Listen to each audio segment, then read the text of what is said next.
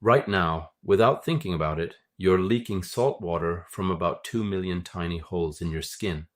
No other mammal on Earth does this the way you do, and it's not a bug. It's the single weirdest thing about your body, and quite possibly the reason your species rules the planet. Tonight you might shower, put on deodorant, and try very hard to hide the fact that you sweat at all. We treat it like a flaw, a social emergency, something to mask, block, and apologize for. But for almost every other animal alive, what you do every day is impossible. A dog can't do it, a lion can't do it, a horse comes closest, and even a horse taps out long before you would. The answer to why you're built like this changes how you should think about your body, your ancestors, and the question of what humans actually are. Most people assume sweat is just the body's air conditioner, a leaky cooling system we got stuck with. That's not quite right. The real story is far stranger. Sweat isn't a flaw in the design. Sweat is the design. You are, in a very literal sense, a long-distance running machine wrapped around a sweat gland. Let's start with the numbers, because the numbers are absurd. You have between 2 and 5 million sweat glands spread across your skin. They come in two main kinds, but the important ones, the eccrine glands, cover almost your entire body, including your palms, your forehead, your back, and the soles of your feet. On a hot day doing hard work, you can lose between 1 and 2 liters of sweat per hour. Elite endurance athletes have been measured losing up to 3.5 liters in a single hour. That's a large soda bottle of water leaving your skin every 60 minutes. Now compare that to the rest of the animal kingdom. Dogs have eccrine glands only on their paw pads. To cool down, they pant. They evaporate water from their tongue and lungs. It works, but it's slow, and it competes with breathing. A dog that is running flat out cannot pant effectively at the same time because its lungs are busy. Cats are even worse off. Pigs famously can't sweat at all, which is why they roll in mud. Cows sweat a little, but not enough to matter. Most big mammals overheat shockingly fast. Their entire strategy for not dying in the sun is don't move very much in the sun. Horses are the famous exception. They genuinely sweat, and they sweat a lot. That white foam you see on a racehorse is a protein called latherin that helps the sweat spread through their fur and evaporate.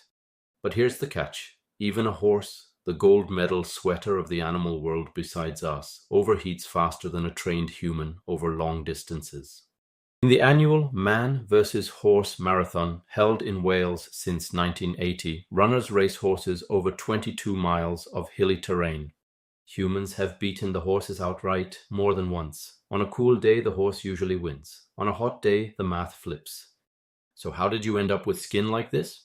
The leading explanation comes out of work by biologists Daniel Lieberman at Harvard and Dennis Bramble at the University of Utah.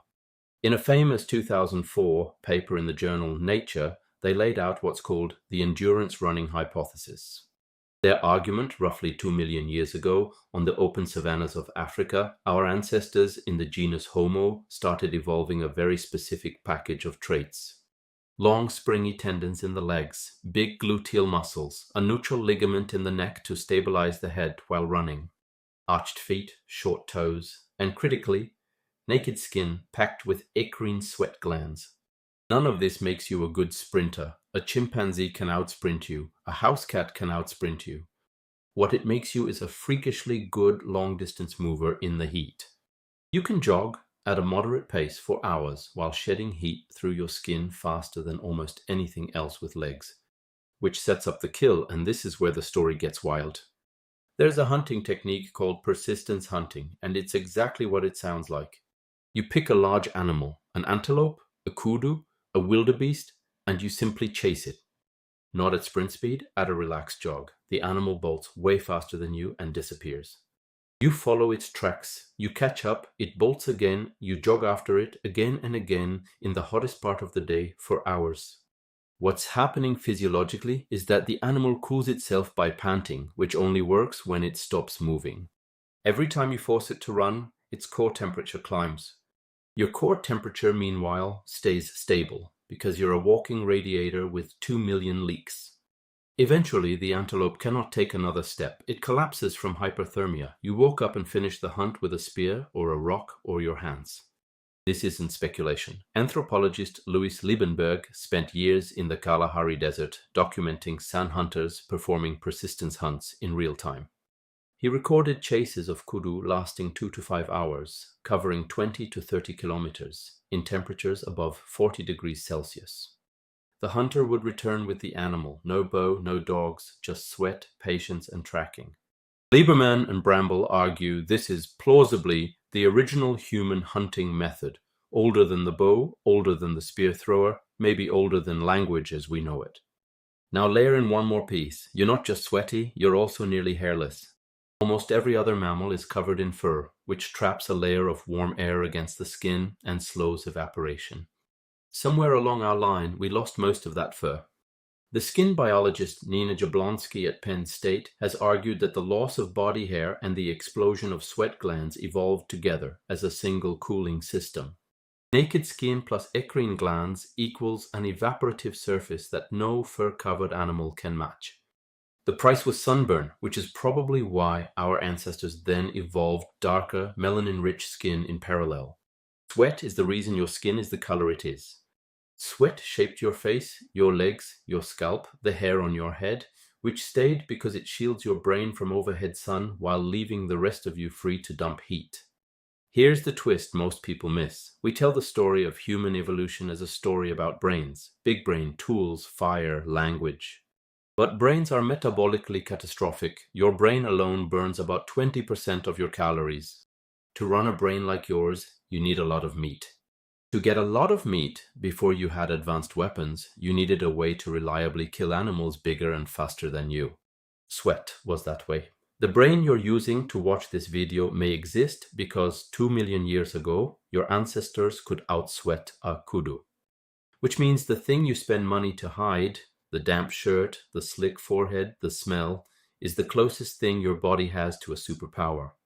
Sharks have teeth, eagles have eyes, cheetahs have speed. You have a cooling system so good you can chase a desert antelope until it falls over. So the next time you're on a run and your shirt is soaked through, or you're stuck on a hot subway platform feeling betrayed by your own skin, try to hold this in your head for a second.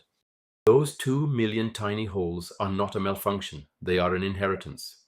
Every drop is a leftover signal from a 2 million-year-old hunt under an African sun, where a small, slow, nearly hairless ape figured out it could outlast literally anything with hooves. You are not a sweaty animal who happens to be smart. You're a smart animal because you are sweaty. Sit with that one for a minute, then go drink some water.